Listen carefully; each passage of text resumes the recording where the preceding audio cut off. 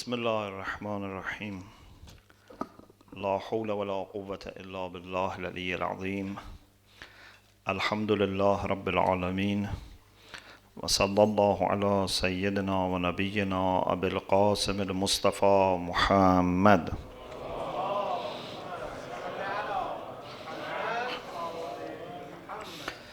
وآله الطيبين الطاهرين لا سيما بقية الله في الأرضين أجل الله تعالى فرجه الشريف وجعلنا من أعوانه وأنصاره.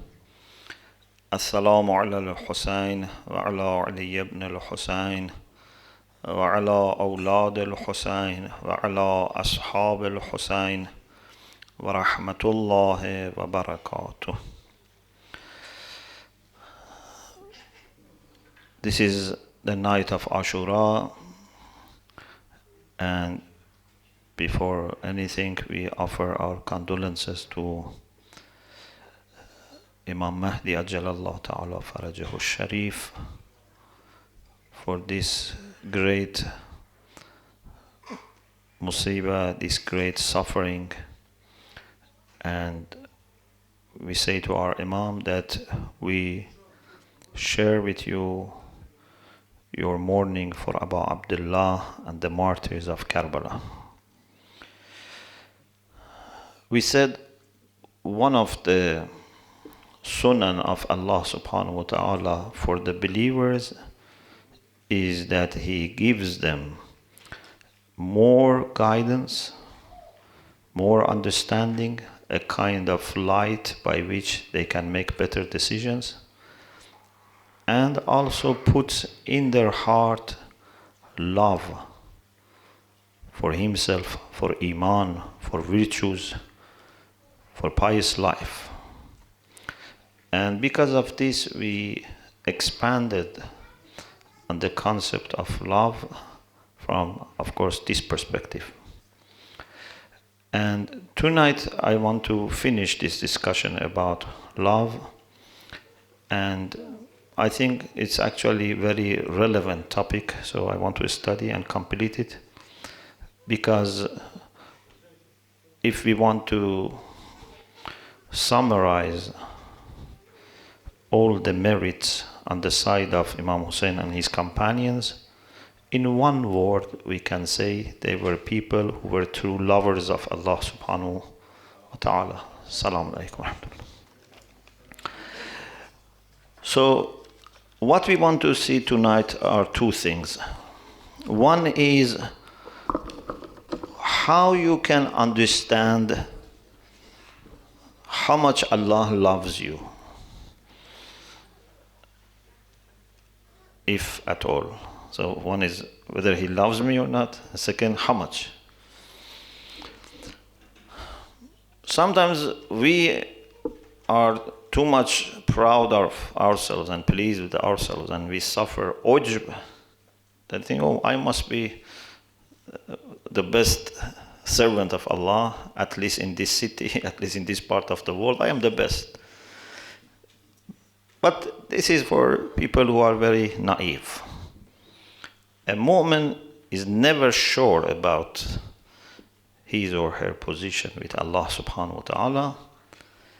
And those who are actually closer to Allah subhanahu wa ta'ala, they are more concerned about their performance. And therefore, they look for something that gives them some hope, some indication that yes, you are on the right path. You are getting there. Otherwise, a moment till last moment of a life is always worried and concerned.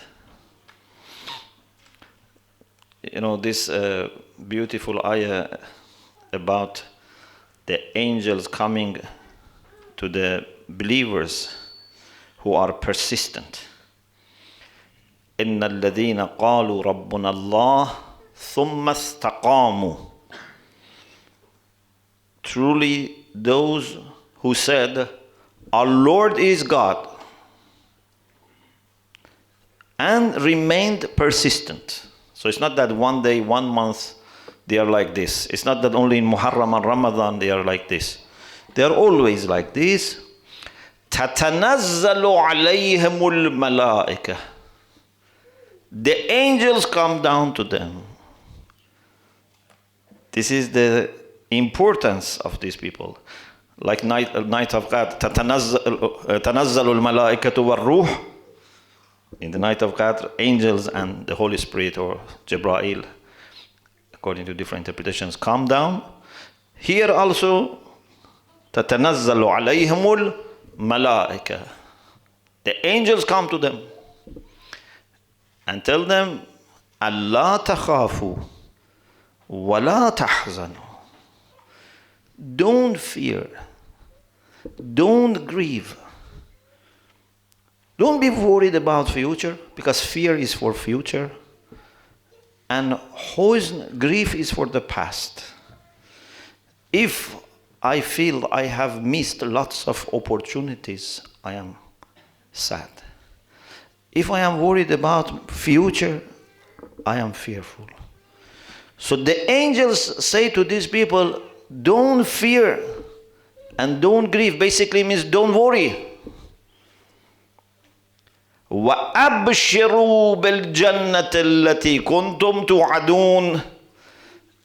And receive this bashara that you will be able to go to heaven, the heaven which you were promised. Okay? What we understand from this? From this we understand, at least this is my humble understanding, that first of all, it shows that these people are really worried. Why angels tell them don't fear and don't grieve? Because they have fear and they are sad. Yeah, they think we have wasted lots of opportunities. They are very sad and they're worried. Who has guaranteed that my end would be good? So they're worried. They have the fear. But angels tell them, because angels have the ability to understand that these are true mu'mineen. They themselves are not sure. So angels tell them, you don't need to worry. But they are worried. So they have the worry, number one. Number two, even after the angels tell them, لا تخافوا ولا تحزنوا, they cannot hear what angels say. Yeah, because most of people, even most of mu'mineen, their ears are not open to understand what the angels say. So angels are telling them, don't worry, but they don't hear that, therefore they worry. If I hear an angel telling me don't worry, then I will not worry. But I don't hear that. Like for example, if people of Barzakh speak to us, يا ليت قومي يعلمون بما غفر لي ربي وجعلني من المكرمين. But do the people know? No. So يا ليت قومي يعلم. So if a mu'min who has passed away gives us some message, we don't understand. Therefore, in my understanding, the angels see that they are worried and they tell them not to worry, but still they keep worrying because they cannot hear this.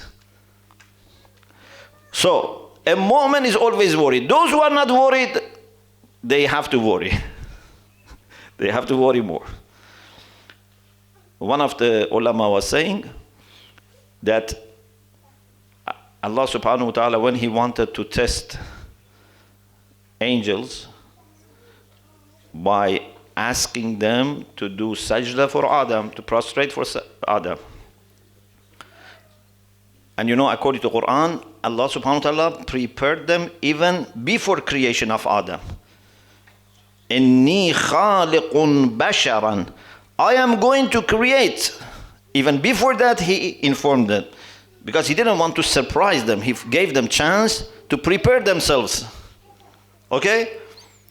So, one of ulama was saying, I have not seen myself this hadith, but he's a very learned person, so he must have seen the hadith.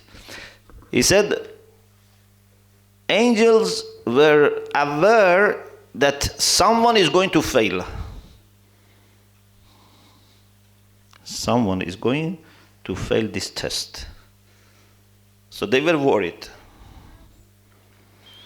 Iblis, who was not an angel, but because had worshipped Allah for 6,000 years, he was with the angels. Iblis used to tell to angels, don't worry, I will pray for you, and you will all pass the test. He was so confident that he didn't worry about himself, and he said, with my prayer, you all will pass. Actually, it was him who was going to fail. So, those who are very confident about themselves and very pleased with themselves, they have to worry more than anyone else. Those who are very humble, and they don't know even they are on the first step of Iman, these may be the people who are at the high levels of Iman. Maybe. Not everyone necessarily again. There's no way to guarantee. Even you cannot say, because I think I am the first step, so I am in the There is no way to guarantee. You have to always be worried.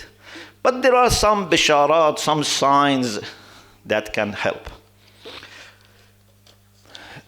Imam Sadiq alayhi salam said, من أراد أن يعرف كيف منزلته عند الله. If someone wants to know what position he or she has with Allah subhanahu wa ta'ala, where am I standing? Where is my position?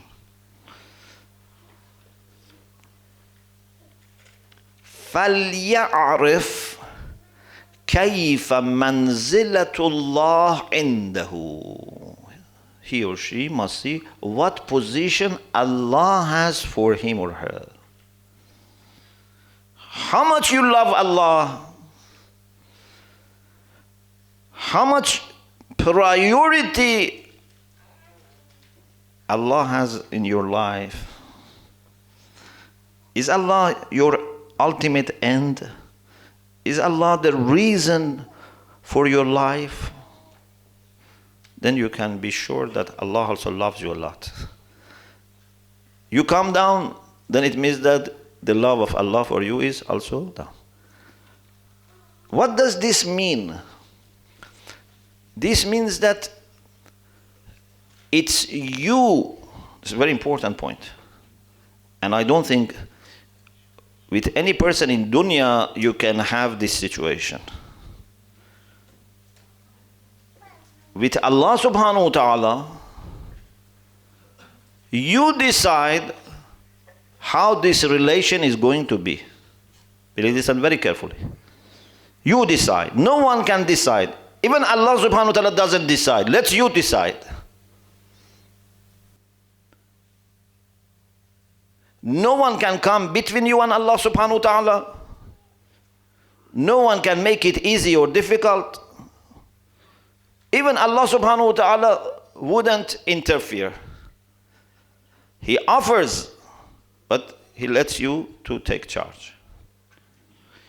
If you want to love Him, He loves you definitely. If you don't want to be close to Him, He would be close to you. No one is like this in dunya. Maybe there is a person that I love a lot. That person even doesn't know. Or even it knows, doesn't bother. There are millions of people that love that person. There is no one in this dunya, even your parents, even your children, your very close friends, that you can decide about your relation entirely. Relation has two sides at least, and sometimes other people are also involved. So you are not totally in charge. But when it comes to Allah subhanahu wa ta'ala, you are in charge. So, if I have not become a lover of Allah, I cannot complain to anyone that Allah didn't let me, people didn't let me. You should complain about yourself. Because you have the full control. It's amazing. although He is the Lord of everyone, He has all the angels, all the messengers, all awliyaullah, all true servants, but for every person, He has undivided attention. And He treats everyone as that person is the only servant that He has. So you decide, and then you will find that He is also for you. So look at the way Allah subhanahu wa ta'ala is important for you. فَإِنَّ اللَّهَ يُنزِلُ الْعَبْدِ مثل ما ينزل العبد الله من نفسه. Allah subhanahu wa ta'ala put you in a manzil, in a station, in a situation, in a rank that you put Him. So you have full control. In this issue, you are in charge.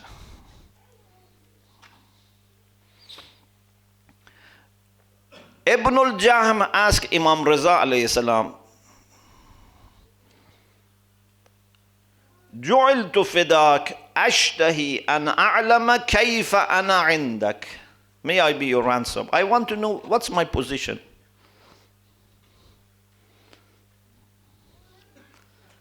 Imam said, أُنْظُرْ كَيْفَ أَنَا عِنْدَكَ. Look, how is my position? What position you give me? If you love me, I love you. Of course, this is the minimum. They always love us more than, but the minimum is what you love them. I'm sure it's always many times more. But at least, if you love them, you can be sure that they love you. At least equal or proportionate. Amirul Mu'minin alayhi salam took this into also a very important practical aspect. Because maybe someone says, okay, I am not even sure about how much I love Allah, how much Allah is important for me. Amirul Mu'minin said, Man arada minkum an ya'lama kayfa manzilatuhu inda Allah. Whoever among you wants to know what position Allah has for him or her, فَلْيَنْظُرْ كَيْفَ مَنْزِلَةُ اللَّهِ مِنْهُ عِنْدَ الذُّنُوبِ. You must see what position Allah has for you when it's the time of sinning. Na'udhu billah, there is a situation that you might sin. If Allah is important for you, you would not sin. If Allah subhanahu wa ta'ala at least is as important as that idol was important for Zulaykha. Zulaykha was not able to commit sin before the eyes of that idol. So if we really love Allah subhanahu wa ta'ala, we should not be able to commit sin. You know, even people who are not very important for us, you go to the street, there are people that maybe they are not very special. You respect them, but it's not that your life depends on them. But still in front of them, you don't do something bad. Yeah? A dignified person, a noble person, even in front of people that don't know him, doesn't do something bad. Yeah? But if it is in front of people that know you, you are very careful, more careful. And if it is in front of someone that you love, not only knows you, you love, you become extra cautious. This person knows me and I love him. It's very important what he or she thinks about me. So I never, do something wrong. Even I don't do anything that may make him or her think that I did something wrong. I am very careful not to be misunderstood. Yeah? So how is it possible that a lover of Allah in front of Allah subhanahu wa ta'ala commits a sin? It's impossible. He knows you, and his opinion is very important for you if you really love him. So how can you displease him? In the end of Munajat Sha'baniyah, we have this important point. There are many important points, but for our discussion. Ilahi alhaqni binur izzika al-abhaj فأكون لك عارفا وعن سواك منحرفا ومنك خائفا مراقبا. Oh Allah, let me join the light of your dignity, which is the most exciting light. Abhaj. Bahja means joy and happiness and excitement. So the greatest light in giving us joy is the light of Izzah of Allah subhanahu wa ta'ala. Okay? So if we join that light, if we can get access to that light, then we become Arif. It's impossible that you have access to that light, you remain a person who doesn't know Allah subhanahu wa ta'ala intimately. And you would be then deviating yourself from anything else. وَعَنْ سَوَاكَ مُنْحَرِفًا. You would not be going towards anyone other than Allah subhanahu. But وَمِنْكَ خَائِفًا مُرَاقِبًا. I want to be a person who has the fear of losing you, and therefore he has muraqabah.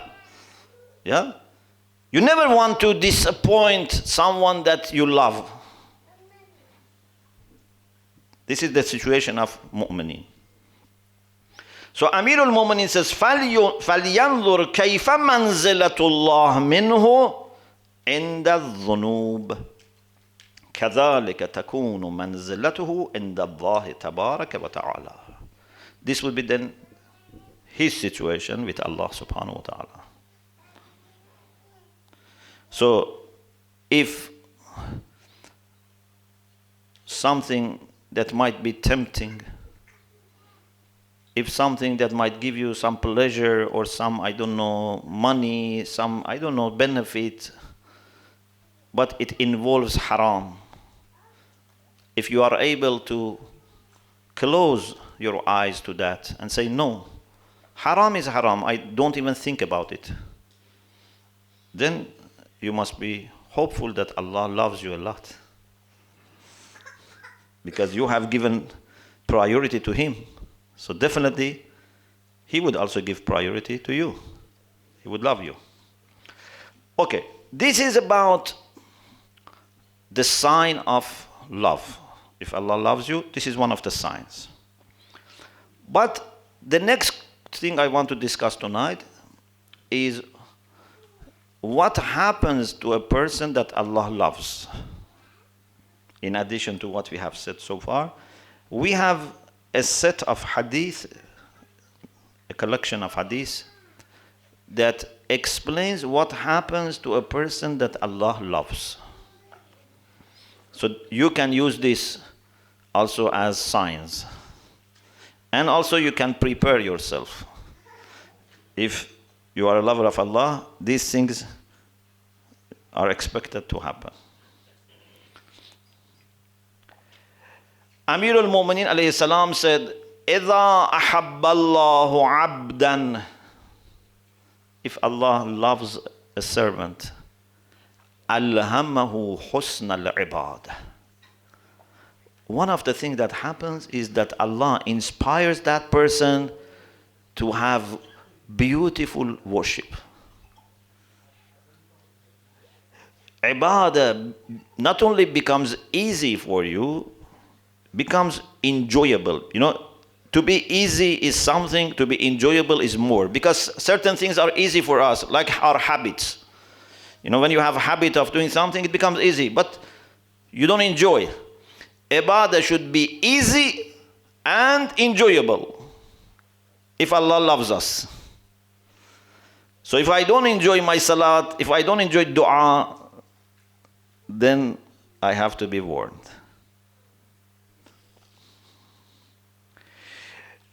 In another hadith, Amirul Mu'minin said, إِذَا أَحَبَّ اللَّهُ عَبْدًا حَبَّبَ إِلَيْهِ الْأَمَانَةِ. This is what I've been telling you. That Allah would make virtues lovable to you. Iman, I told you, Iman is also a matter of virtues. So you would love trustworthiness. A person who is loved by Allah is Amin. People can trust him. It's not that he would betray. One of the greatest sins is to betray. If someone gives you amana, you have to give back. Even if Yazid gives you something as amana, you have to give back. Imam Zainul Abidin alayhi salam, he said that he is quoted as saying that if my father's killer give me the sword by which he killed my father as amana, I give him back. Rasulullah sallallahu alaihi wasallam, when he was migrating from Mecca to Medina, still he had amanat, trust of people of Mecca. This is very important. It shows that they may not have believed in him, but they didn't question his trustworthiness. So basically they contradict themselves. Yeah? How can you trust a person with your valuables, but you don't trust his word? And it's a person that even before he became a prophet, you all called him as-sadiqul amin. How can, then you doubt his call, his mission? But in any case, what is amazing, they didn't believe in him. Some of them were involved in torturing Muslims, killing Muslims, sending them to exile, but they didn't doubt trustworthiness of the Prophet. This is what we have to achieve. A Muslim, a believer in God, a follower of Ahlul Bayt, all these categories, even a true human being cannot betray trust which has been given to him or her. And even your enemies should acknowledge that. If your friends say he is Amin, it's not enough. Strangers and enemies also should say he is Amin. This is the standard that Rasulullah has set up for us.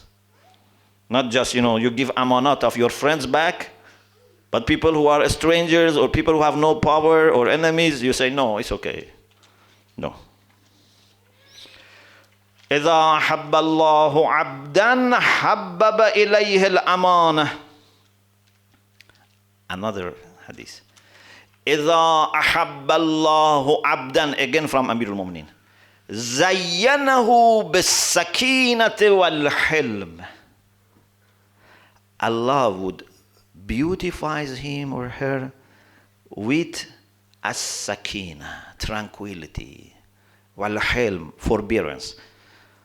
Hilm and sabr are very close to each other. But in Arabic, hilm is normally used for being patient with wrongdoing of people against you. Normally, Halim is the one that if someone wrongs him, he doesn't, overreact. Either forgives, or if there is a need for justice, just according to the fair requirements. Halim is not the one that gets, upset and then loses his control over his words and actions. Halim either forgives, or if it's needed, has very measured response. So if Allah loves someone, then that person receives some tranquility. Of course, sometimes I have to say also this, because there can be sometimes people who are really mu'min, but they are always stressful. Sometimes it's a matter of also your bodily situation. Sometimes it's a matter of diet. Sometimes it's a matter of situations and cycles that you go through. There are different conditions. So it's not that necessarily a person who is good mu'min would have no stress. But it is expected, if other things are all right, a true mu'min should be calm and feel peaceful, because you are connected to Allah subhanahu wa ta'ala. You know, imagine if I go to a town and I'm a stranger, but I am escorted by, police, and I have my security, people and my bodyguards. I don't worry. But if I don't have anyone to support me, I worry. A mu'min in this dunya is under care of Allah subhanahu wa ta'ala, therefore feels tranquil. إذا أحب الله عبدا ألهمه الصدق. Another thing that happens to a person who is loved by Allah is that Allah inspires him to be truthful. We talked about this before. Truthfulness also is very important. It's impossible someone is a liar and Allah loves him. Allah doesn't love liars.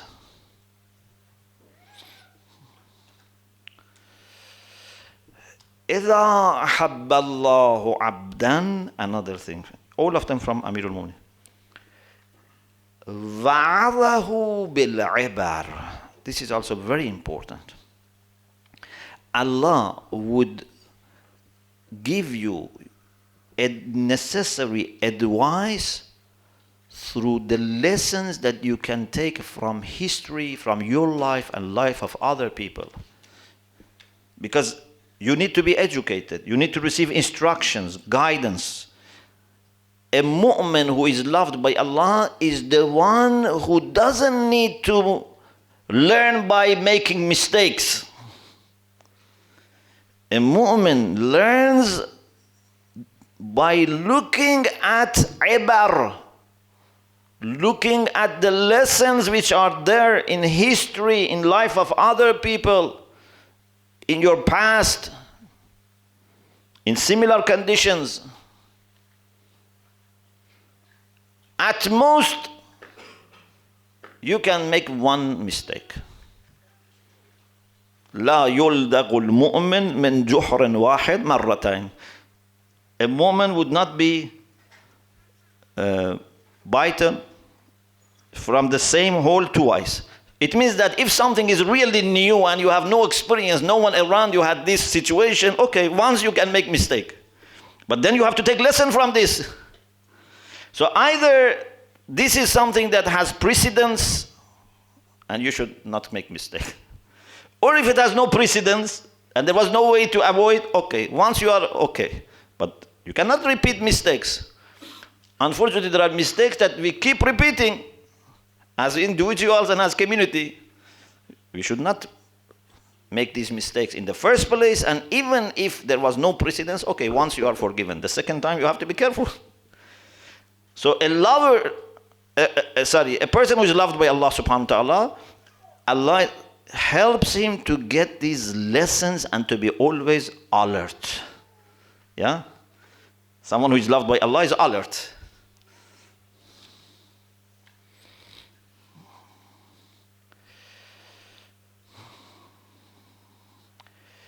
إذا أحب الله عبدا رزقه قلبا سليما وخلقا قويما.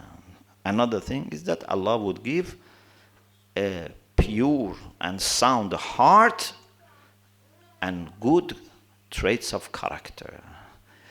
Allah makes you for Himself. If Allah loves you, it means He has chosen you, then He builds you in the way that He loves. Like Allah said to Musa, اصطنعتك لنفسي. I built you for myself. Allah will build people that He loves. Actually, He is happy to build everyone, but we don't let Him. Allahu waliyyul ladhina amanu. Why? Because other people don't want to have wilaya of Allah subhanahu wa ta'ala. Like people who say, we don't need a teacher, we don't need a guide. Allah doesn't impose Himself. But if you love Him, and then He knows that you love Him, He loves you, and the sign of love is He does these things with you to grow you, to make you as you are supposed to be. Okay, so Alhamdulillah, we finished discussion about love. I want to mention quickly the third sunnah because we have lots of more discussions to come. The third sunnah for the believers is that Allah even in dunya gives them His blessings and prosperity. But there is a very subtle point here, and I want your attention to be here. First, let me read for you some verses of the Quran. أعوذ بالله من الشيطان الرجيم ولو أن أهل القرى آمنوا واتقوا لفتحنا عليهم بركات من السماء والأرض. Surah A'raf, verse 96. If the people of towns had faith and piety, we would have opened up to them our blessings from earth and sky. Means from every direction we would pour on them our blessings. لو أن أهل القرى آمنوا واتقوا. So it's not Allah only gives you hikmah, gives you hidayah, gives you light, gives you love. He would also give you what you need, and more than that, He gives you in abundance in dunya. But there is a subtle point I will explain later. In Surah Ma'idah, verse 66. وَلَوْ أَنَّهُمْ أَقَامُوا التَّوْرَاةَ وَالْإِنْجِيلَ وَمَا أُنزِلَ إِلَيْهِمْ مِنْ رَبِّهِمْ لَأَكَلُوا مِنْ فَوْقِهِمْ وَمِنْ تَحْتِ أَرْجُلِهِمْ. Had they established Torah and Injil and whatever has been revealed to them. About a year ago, I explained this concept in the meeting of ulama that we had, that in addition to iqamatul salat, in the Quran we have the concept of iqamatul kitab. We have to establish the book of Allah. لو أنهم أقاموا التوراة والإنجيل وما أنزل إليهم من ربهم. If they had established the book. And then I explained, what does it mean to establish the book? It doesn't mean that few individuals only acting upon the book. It means if we as a community act upon the book. لو أن أهل القرى as a whole had faith and piety. Few individuals, it's not enough. If we human beings as a society, or at least as a community, we implement the Torah or the Injil or Quran throughout the history, this is general sunnah of Allah. If any community had acted upon their book in their social and personal life, Allah would have given them abundant good, even in dunya. Even if there are few people who disobey, is not important. What is important is that there is enough number of people in the society that make sure that socio-political relations, economical relations are according to the book. Few exception is not a problem. But if exception is from the other side, few people observe it, This doesn't help in having socio-political, economical relations according to the will of Allah subhanahu wa ta'ala. So this is a very important point. So don't tell me why there are mu'mineen who are poor, why we have so many poor people. The problem is we have not implemented the book in its entirety. We have only acted upon a small part of the book. Only some personal issues, even personal issues, just some legal issues mostly. Unfortunately, the Quran is very much, mahjur, is abundant for the most part. If you take aside printing Quran, kissing Quran, reciting Quran, memorizing Quran, and just focus on how much we act upon the Quran, Quran is mahjur.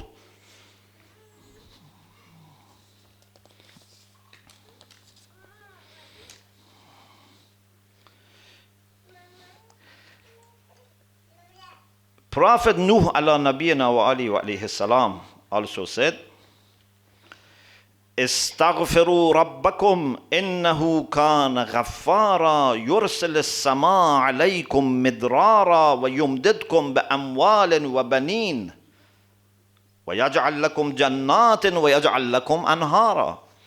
He said to his people that if you, as a ummah, as a nation, if you believe, if you ask forgiveness from God, God would send from sky lots of rain for you, would give you money, children, gardens, rivers, all in dunya, before akhirah. So this is a sunnah of Allah subhanahu wa ta'ala. I wish at least people try it. I wish there is a society, there is a community, a city, somewhere in the world, they say, okay, we want to try this.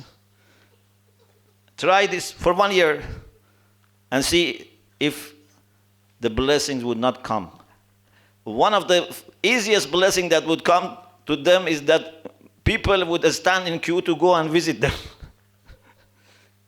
If there is a city in the world that everything is done according to akhlaq,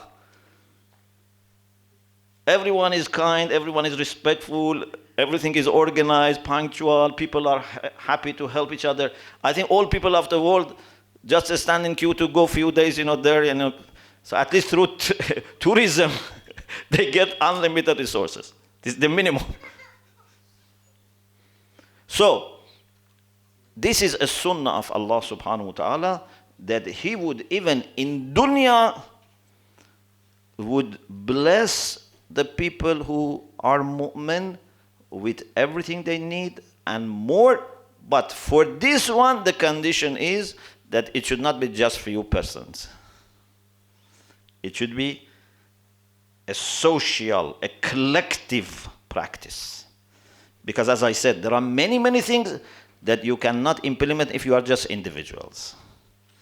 If our banking system, if our, economical system, our education, if they are not good, then how can we expect we receive so many blessings? Inshallah, we continue this discussion with a fourth sunnah of Allah, which is very important, and actually tomorrow is very right time for discussing this, and that is about the way Allah supports truth over falsehood.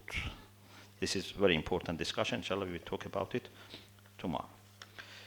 Tonight is the night of Ashura, as we said, and we want to do a special, inshallah, tawassul to Abu Abdullah alayhi salam.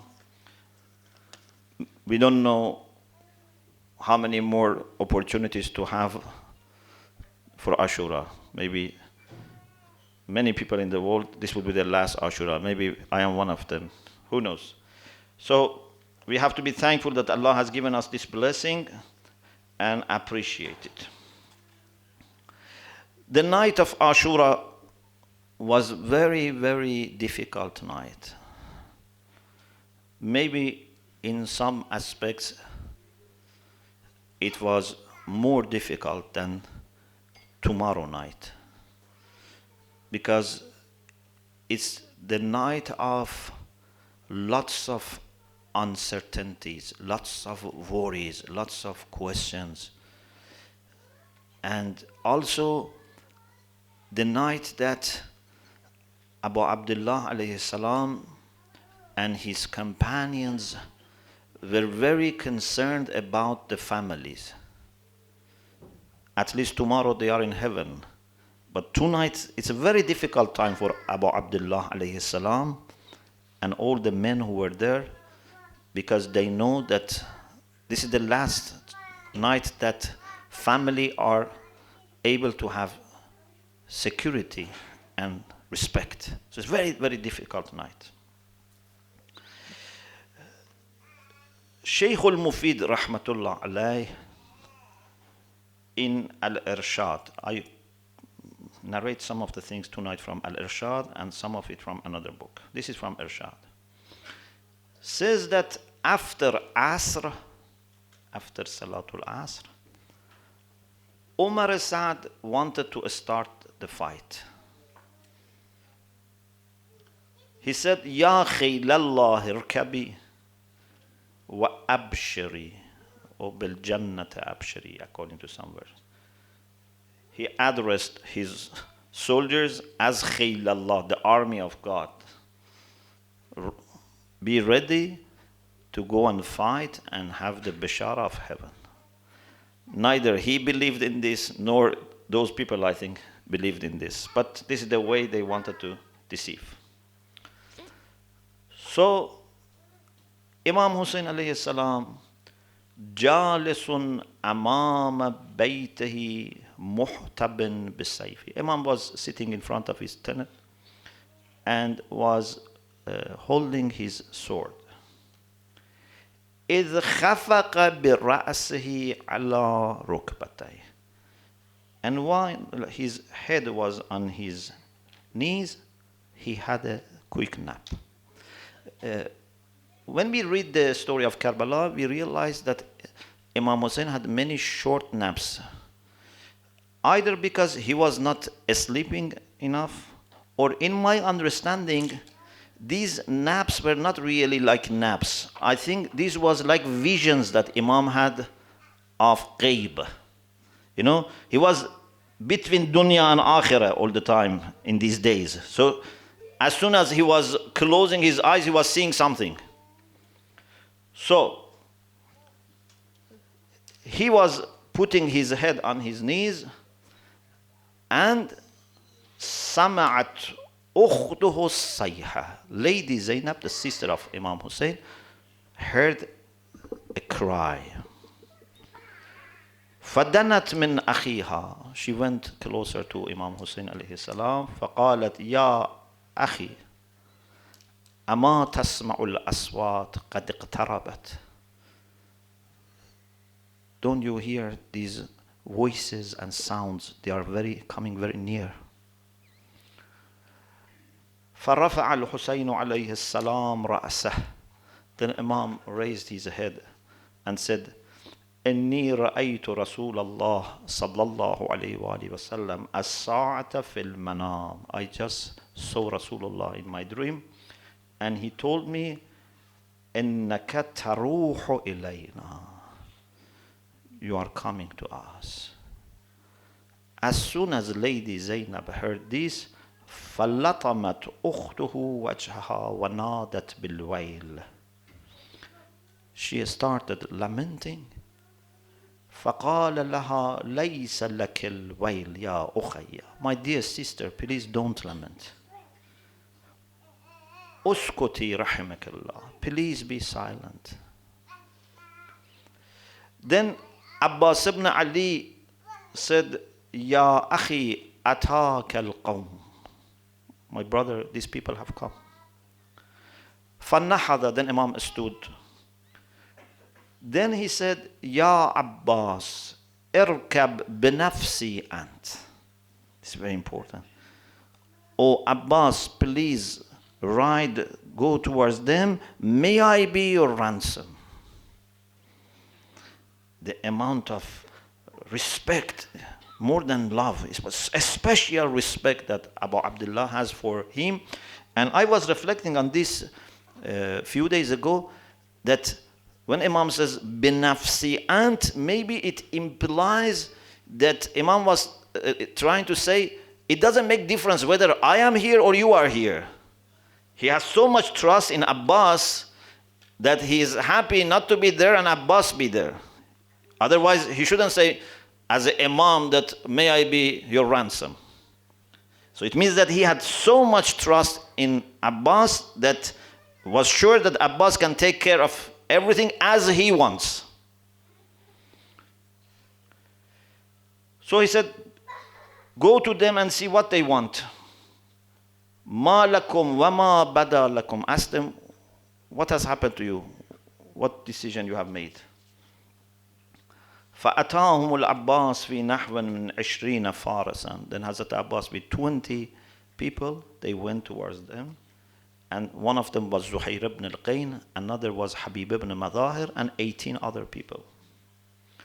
فقال لهم العباس ما بدا لكم وما تريدون. What happened? What do you want? They said, جاء أمر الأمير. The decision from Ibn Ziyad has come, and we have to force you to surrender. So Hazrat Abbas said, لا تعجلوا حتى أرجع إلى أبي عبد الله. Don't rush, wait till I go to Abu Abdullah alayhi salam. And he alone went, the other 20 remained, and they started talking to the people so that maybe they can, give them some mu'izah, maybe they can, change them. So they didn't lose any opportunity to help those people come to their understanding and sense. So Hazrat Abbas quickly went to Imam Hussein alayhi salam, and here it says yarkadhu ila al-Hussein. He was running, going towards Imam Hussein alayhi salam, and when he reached Imam Hussein alayhi salam, Imam Hussein, as you know, told him, irji' ilayhim فإن استطعت أن تؤخرهم إلى الغداة وتدفعهم عنا العشية.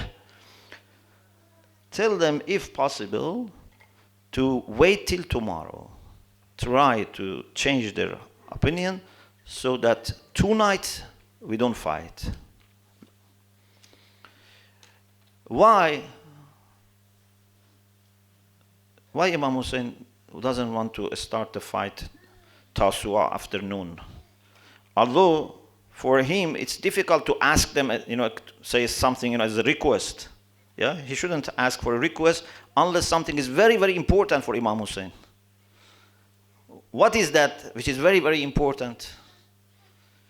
لَعَلَّنَا نُصَلِّي لِرَبِّنَا اللَّيْلَ وَنَدْعُوهُ وَنَسْتَغْفِرُهُ. So that maybe tonight we can pray, we can say salat, we can ask forgiveness.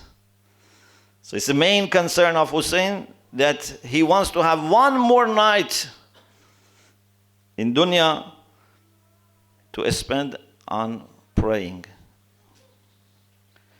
فَهُوَ يَعْلَمْ. He himself knows.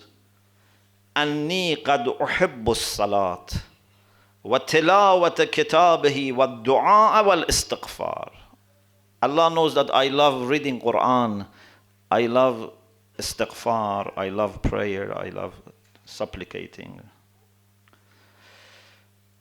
فَمَضَى الْعَبَّاسِ إِلَى الْقَوْمِ. He went to the people and explained to them, and they accepted. So now they have only one night.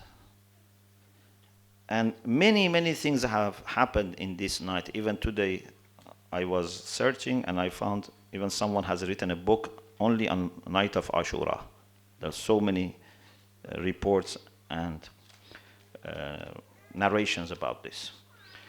One of the things that happened in this night was that Abu Abdullah alayhi salam was, in addition to prayer and recitation of the Quran, also was trying to give comfort to the family.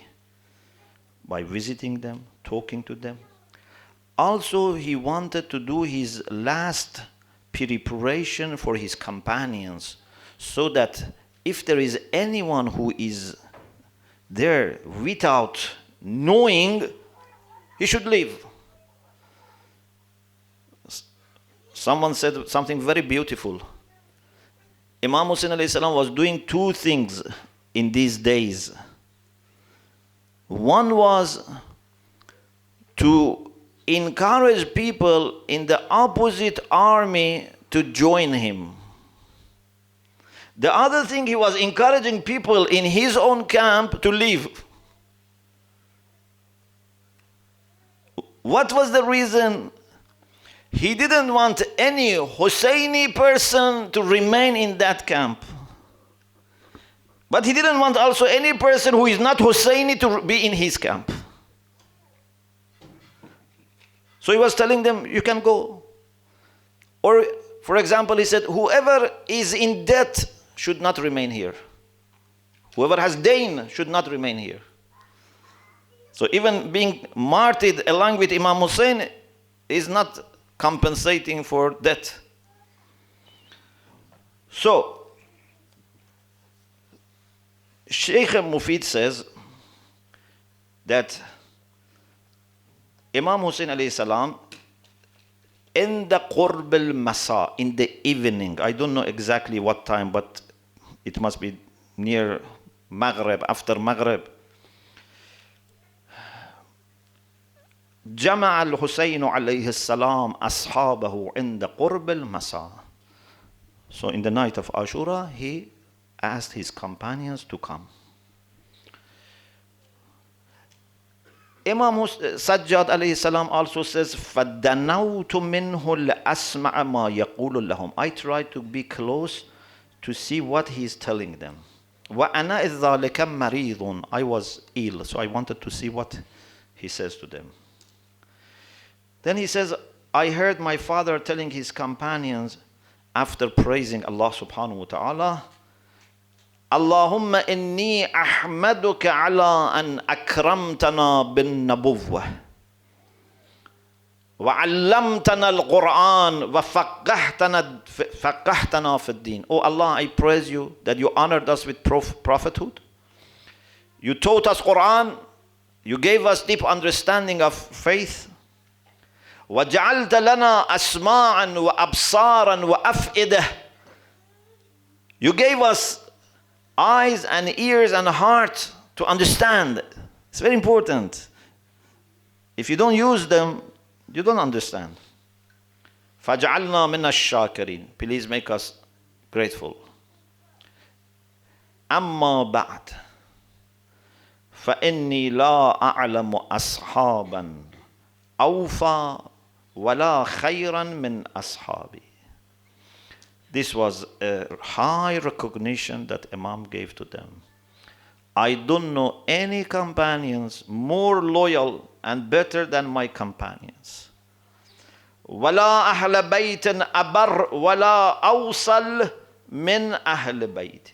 And I don't know any family who are more kind and observe Salih Rahim more than my family.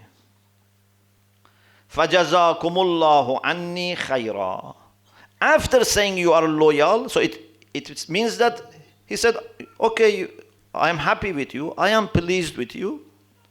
After that, then he said, أَلَا وَإِنِّي لَأَظُنُّ أَنَّهُ آخِرُ يَوْمٍ لَنَا مِنْ هَؤُلَاءِ.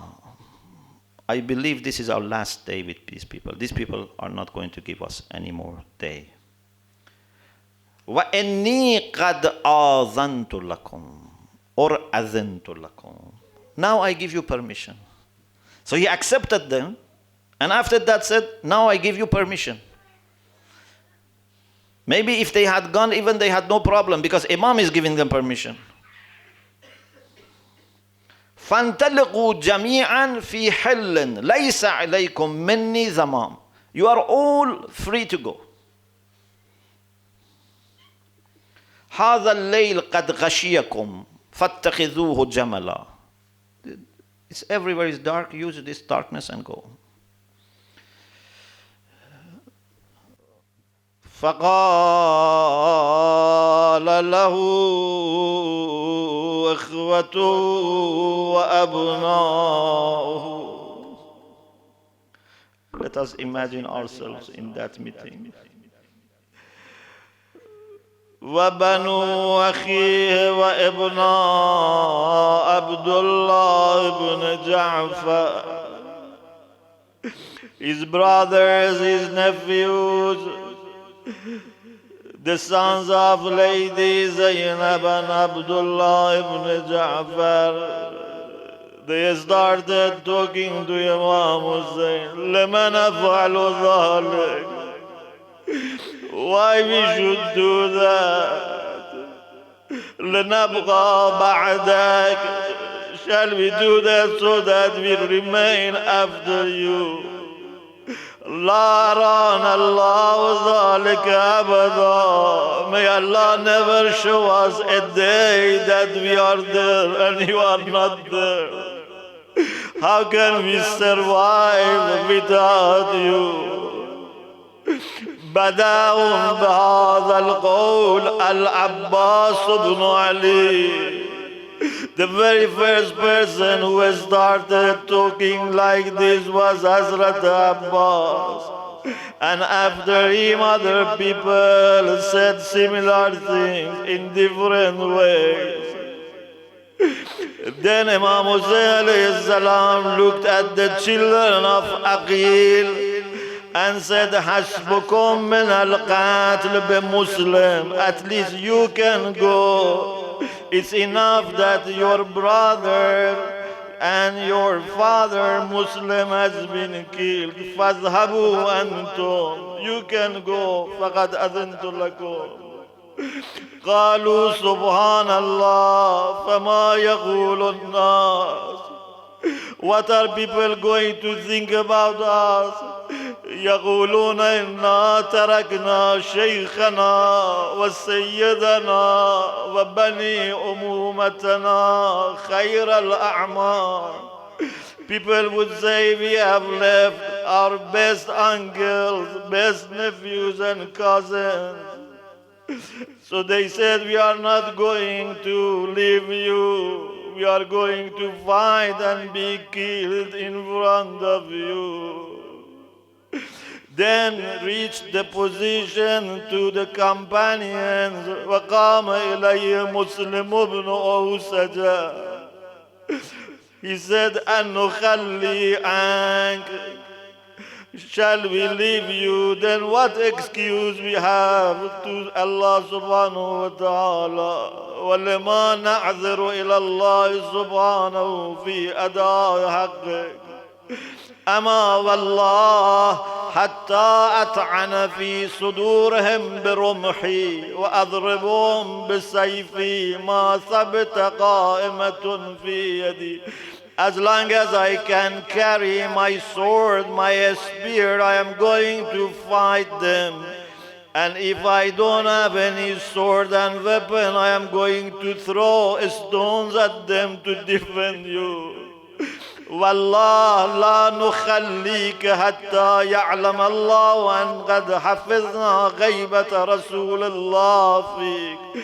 We will not leave you till Allah subhanahu wa ta'ala accepts that we have showed respect to the Prophet by protecting his grandson.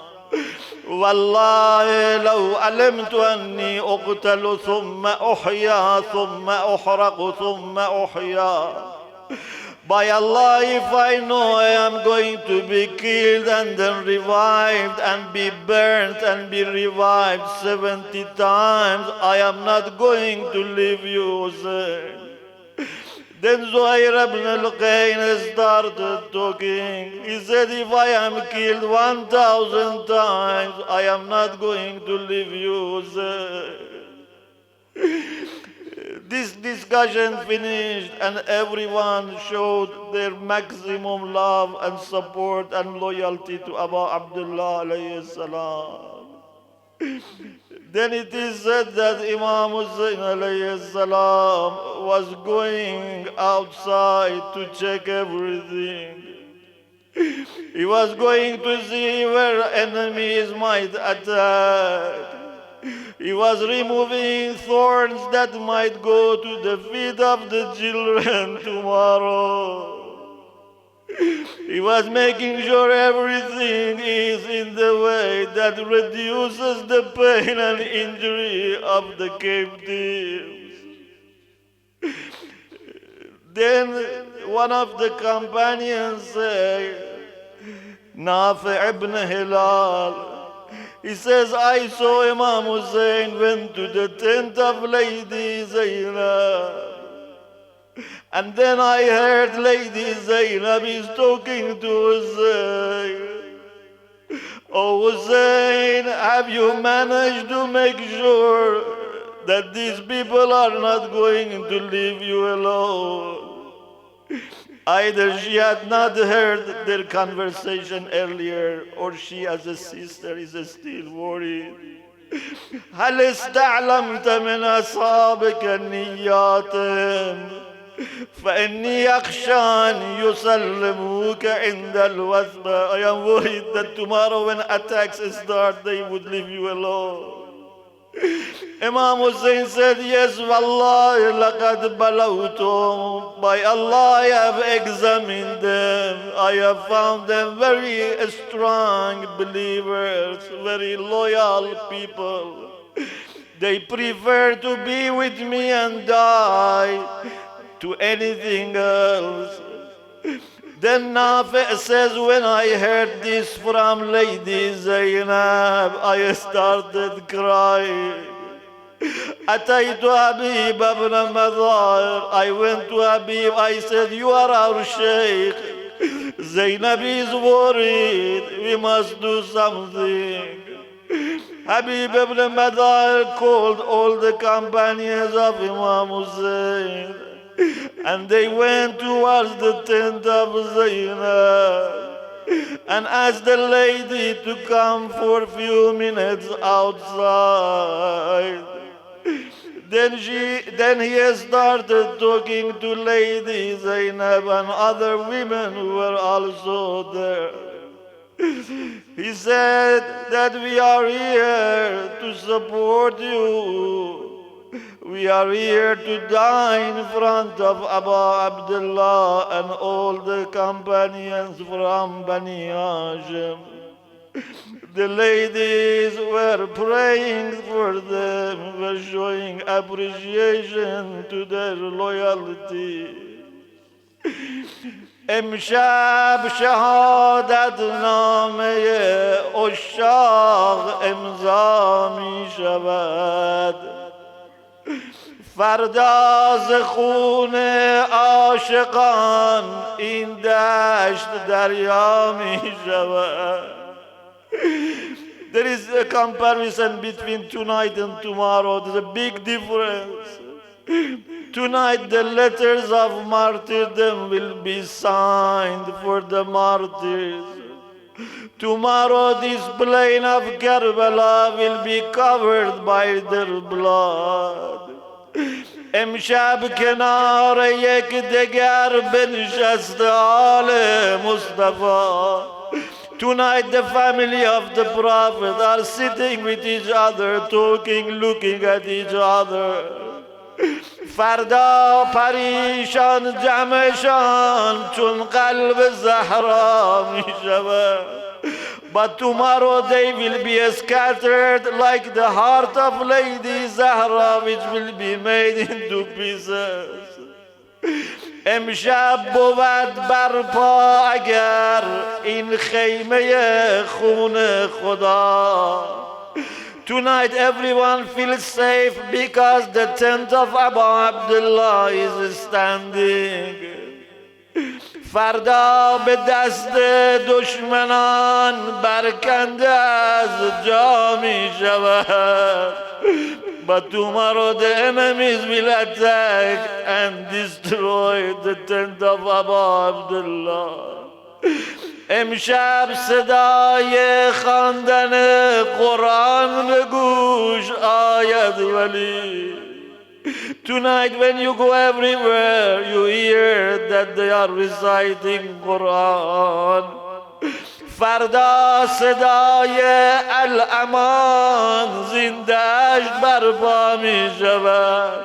But if you tomorrow afternoon and evening come, you would see the children and women saying Al-Aman, Al-Aman.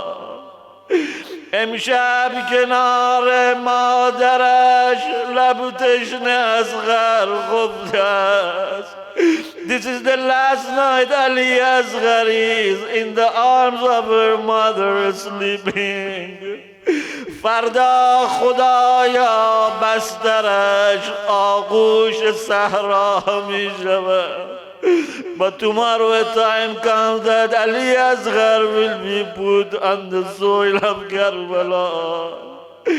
امشب که جمع کودکان در خواب ناز آسوده اند، فردا به زیر خارها گم گشته پیدا می شود. Tonight children are sleeping, but tomorrow Zainab has to go and find some of these children who are lost. امشب رقیه حلقه زرین اگر دارد به گوش، فردا دریغ این گوشوار از گوش او وامی شود. Tonight Lady Ruqayya has her earring in her ear.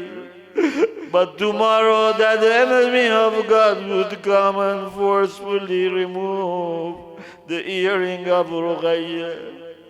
امشب به خیل تشنگان عباس باشد پاسبان. فردا کنار القمه بی دست سقا می شود. Tonight Hazrat Abbas is the guard. Everyone is feeling safe. Enemies are full of fear because Abbas is there. But tomorrow near Al-Gham, both hands of Abbas will be cut off. The poet goes on beautifully, but our time is over, so I just go towards the end. امشب به دست شاهدین باشد سلیمانی نگین. Tonight Abu Abdullah has his ring in his finger. فردا به دست ساربان این حلقه یغما می شود. But tomorrow that enemy would rub this ring with the finger. امشب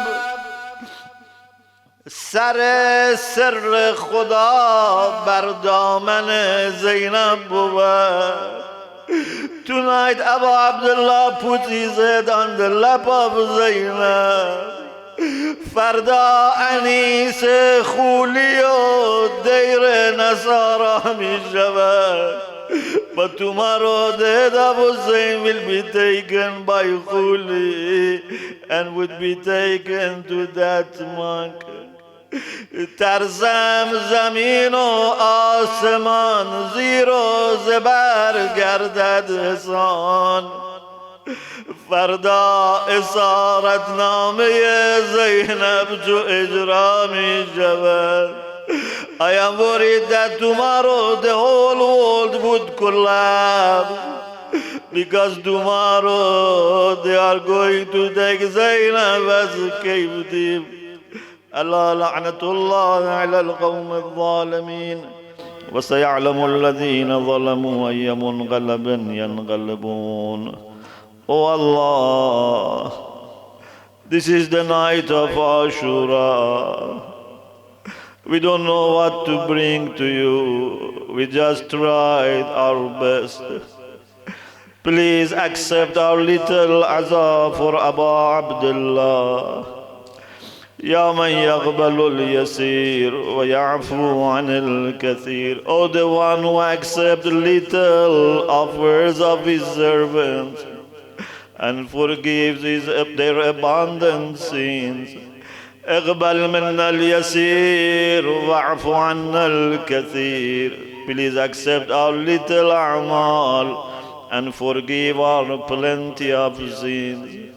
Oh Allah, many people have requested for dua. Many people have ill people. Please, because of Abu Abdullah and the martyrs of Karbala and the captives of Karbala, give your shifa to all ill people. Please give shifa to the ill people that we have in mind. Please send your rahman maghfirah to all people who have rights upon us. Please bless our parents with healthy and dignified life. And if they have passed away, please bless them with nearness to Muhammad and Al Muhammad. Oh Allah, please protect our families and communities. Please bless our ulama and maraj. Please unite our community all over the world.